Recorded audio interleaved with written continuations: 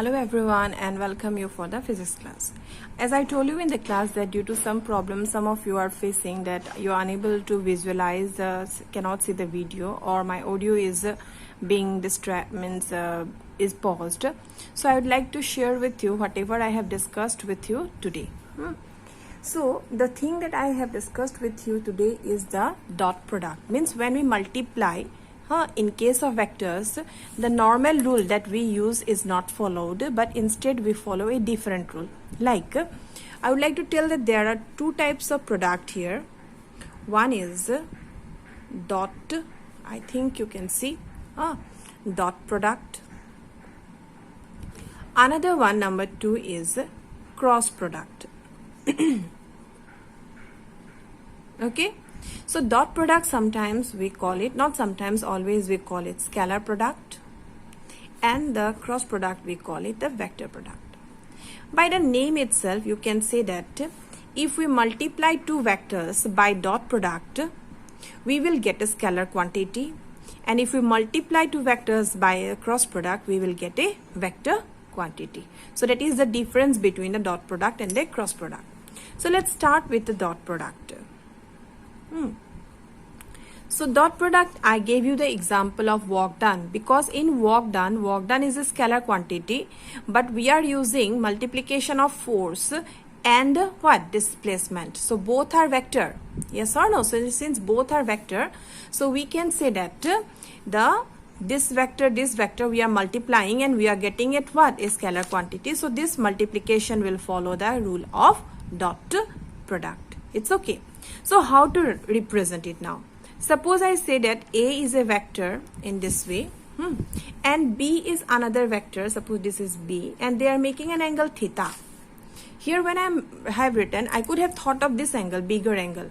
But remember, if I think bigger angle, when we define, we always used to say the smaller angle between the two vectors. So how it is represented? I can write A vector, dot means give a dot, then B vector. Now while doing the numericals or anything in vectors, don't put simply dot or cross anywhere. It will create problem, because if we write dot and cross at any position, dot here means dot product, cross if I will write somewhere, here I have given cross. Cross means if I write in vector, this means it is a cross product we have done. So A dot B will be equals to magnitude of vector A, magnitude of vector B, then cos of the theta, means the theta is the cos of the, or theta is the angle between the two vectors. So this is the rule, or this is how we have to calculate the what? Dot product of a given, or given dot product of two given vectors. Got it? So now we have to learn the properties of a dot product. So when we come to the first one, we said it commutative in nature. Dot products follows the commutative rule. Commutative rule. What is commutative rule? If I add A plus B, it will be equals to B plus A. So that is a commutative rule. Number two is distributive. I cannot write A like this. I have to write A dot B. If I will write, will be equals to B dot A. Sorry, in commutative rule. So in distributive, STRI, distributive rule, second one is distributive rule, we can say that A dot B plus C, if I write, it will be equals to A vector B plus A vector C. So this is distributive rule. Third one is, if we multiply, means if the two vectors are parallel, means parallel, suppose I say this is my vector A and this is my vector B. Are they parallel to each other? Yes, they are parallel, but magnitude is not same. See, this length is little bit shorter than this. So if I multiply this such vector A dot B, I have to write magnitude of A, then magnitude of B, then what I will do, cos of, what is the angle between these two? Cos of 0 degree will be there. Cos 0 means 1, so it will be vector A magnitude, vector B magnitude. If instead they are perpendicular, means A is along this direction and B is along this direction. So what happened? The angle between the two is 90 degree or not? So in that case, what will happen? A dot B will be magnitude of A, magnitude of B, then cos of 90 degree will be there. Okay, so which is cos of 90? Cos 90 means 0, so A dot B will become 0. So this is my what? Fourth case. So now move to the next part. That is the next rule of property of number 4. We have done number 5. Now if we think that what I will say here, if the two vectors A and B are equal, if A and B are equal, then can I write magnitude of A is equal to magnitude of B? Yes, I can write. If is equal to A, suppose I have written magnitude, means this is my A vector and this is my B vector along the same direction. The length is also same, the direction is also same, so both are equal. Instead of writing like this, I can write simple A also. Then I mean that it is a magnitude. So from here, if I will do A dot B, I will get magnitude of A. Both are same, so I will write 2 times A vector. Cos of now again 0 will be there because the angle between them is 0. So I can write from here A means it will become A square. Move on to point number 6. Now if we think of the unit vectors, I have shown you, do you remember? So this is my x-axis, this is my y-axis, and this is my z-axis. I have drawn x, y and z-axis. So if I say that unit vector is along x-axis, I will represent it by I cap. If it is y-axis, I will represent by j cap, and if it is z-axis, I will represent by k cap. Now I will move anti-clockwise. Okay, so if I write I vector dot j vector, means I'm multiplying I and j. So when I multiply I dot j, the magnitude of I is 1. 1 or not 1? Magnitude of j is also 1. So now the cos of the angle between, what is the angle? This angle is 90 degrees, so I will write 90 degree. So cos 90 is 0, so this will become 0. Similarly, if I have written j dot k, then it will be 1 into 1. Cos of again 90 will be there, so it will become 0. Similarly, k dot I, if I write, then also it will become 0. But instead of that, I have multiplied I dot I. Means this is also I, another I in the same direction. Then what I can write? 1 into 1. Now cos of 0 degree will come. Cos 0 means 1, so it will be 1. Therefore, what I can conclude? J dot j is equals to k dot k is equals to 1. Means if I multiply by the same unit vector, it will be equal to 1. But if I multiply by different unit vector, then it will be equal to 0. It's okay. So let's move to the another concept here. Now suppose I say A is a vector which is given by ax I cap plus bx, ay j cap plus az k cap. I have written like this. And if I write B vector is equals to bx I cap, by j cap plus bz k cap. So what I can do now, if I multiply this two vector A dot B, I will get ax I cap plus ay j cap plus az k cap. This one will come. Dot product, I have given dot. Then I will say bx I cap by j cap plus bz k cap. Got it? Since it follows distributive rule, so this one will get multiplied. Means one I will write, others I'm not going to write. A cap will be bx I cap plus by j cap plus bz k cap. Plus again I will write ay j cap. Then same all these terms. Then last az k cap. Then entire one will come. Is it okay? So now see here. If I write this one ax bx, then it comes. See, all this is what? Dot product is there. So sorry, I have to write here dot. Here also dot will be there. Here also dot will be there. So it will be ax bx. This is a number. So number will not easily multiply. Means I can write ax bx. It is multiplied. The vectors I cannot do. So vector means I dot I will come. But if I write I dot I, it is equal to 1. Already we got it. But next part, if I multiply, this is I dot j will come. So it becomes 0.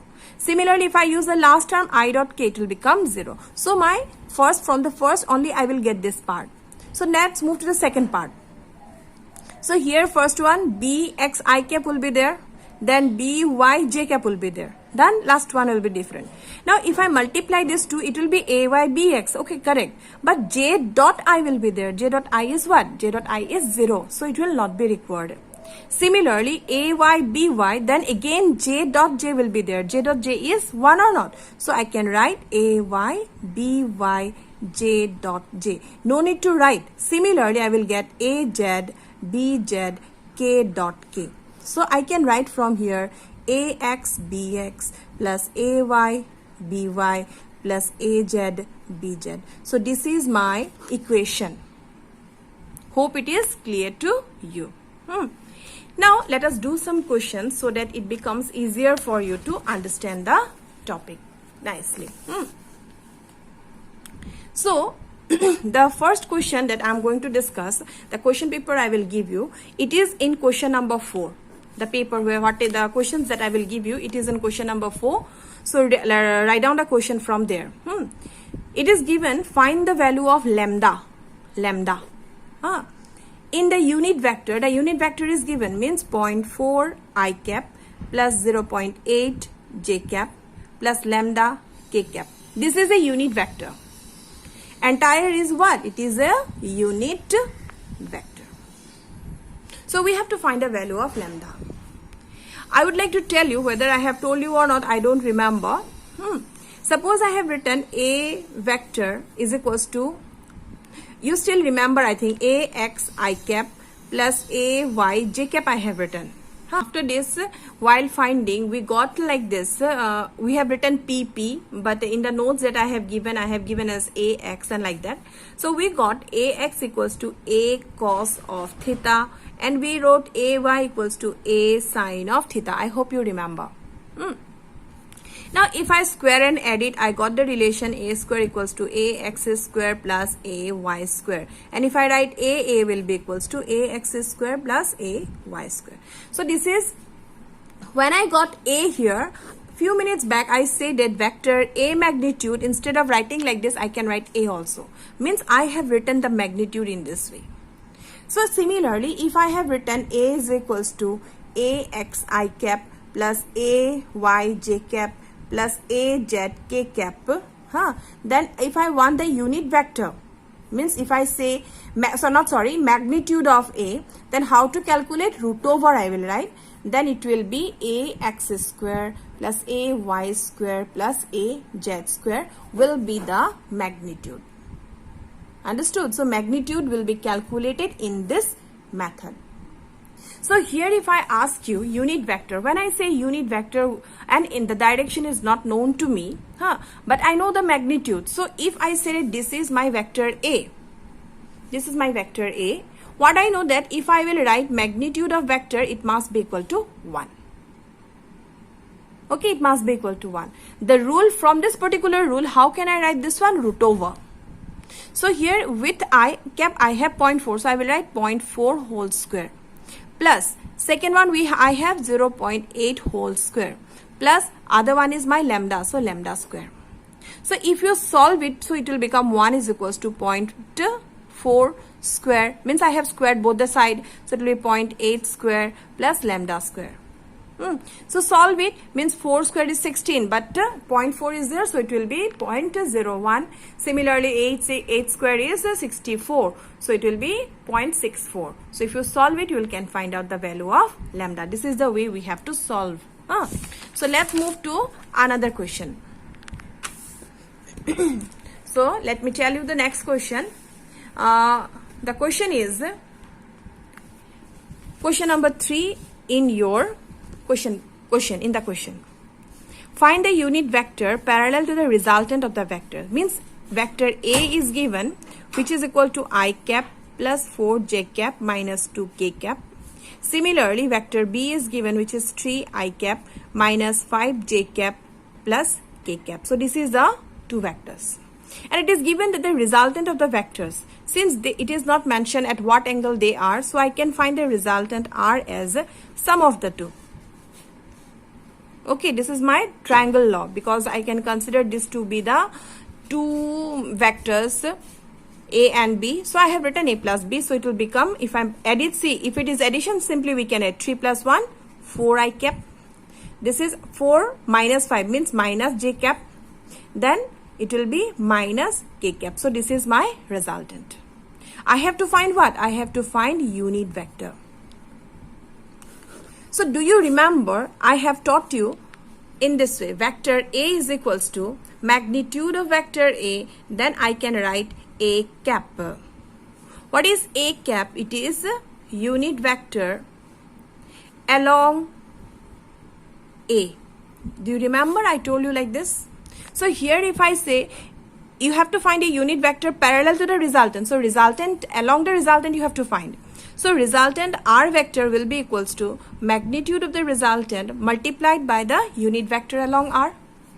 So I can write from here R unit vector is equals to magnitude of the vector, resultant R vector divided by the magnitude of the vector. R, so we know it, this one value. Now what is my R? So what I have to do now? R magnitude, if we calculate, then root over will come.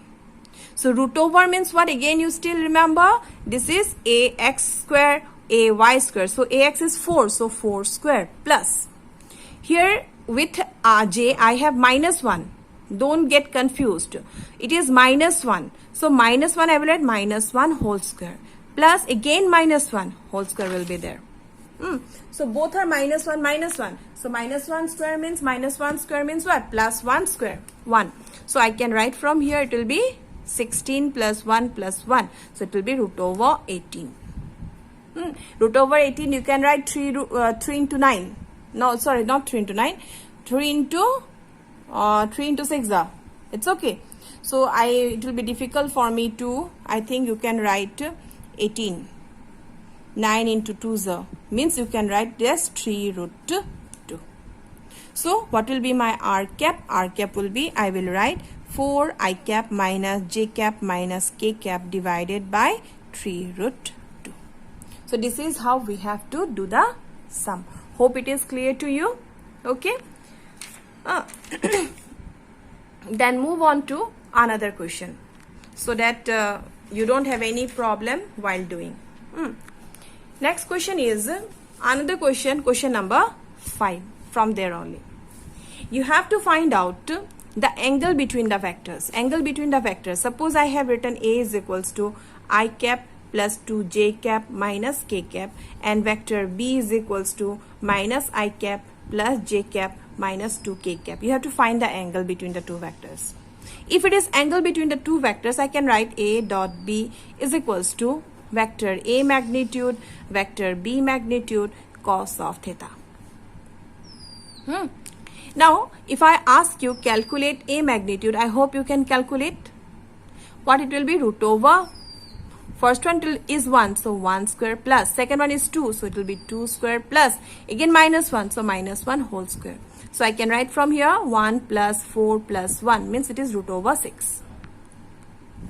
Second one, vector B is equals to root over. It is minus 1, so minus 1 square plus 1 square plus minus 2 square. Again it is root over 1 plus 1 plus 4 is equals to root over 6. So this is my A and B. Now I need A dot B. What will be A dot B? A dot B is, just now I have said it is AX, BX, AY, BY plus AZ, BZ. You remember, I think? So now tell me. AX is 1, BX is minus 1. So 1 into minus 1, minus 1. Plus AY, BY. This is 2, this is 1. So it will be 2. AZ, BZ. This is minus 2, this is plus minus 1. So minus minus plus, so it will be 2. So I can write 4 minus 1, it will be equal to 3. Got it? So I can write from here cos theta is equals to A dot B divided by magnitude of vector A, magnitude of vector B. I can write from here, this is 3, then root over 6 into root over 6. So root 6 means only 6. So it will be 3 by 6 means half. Therefore, theta will be what? Cos inverse half. For which value cos inverse half is there? So it will be 60 degree. So this is how we have to do the sum. Hope you can do the next sums, because question number 7 is you have to prove that the two vectors are perpendicular. How will you prove it? You prove that A dot B is equals to 0. If it comes to be 0, then it is correct. If it is not coming to be 0, then it is wrong. Hope you have understood whatever I have discussed. Thank you everyone.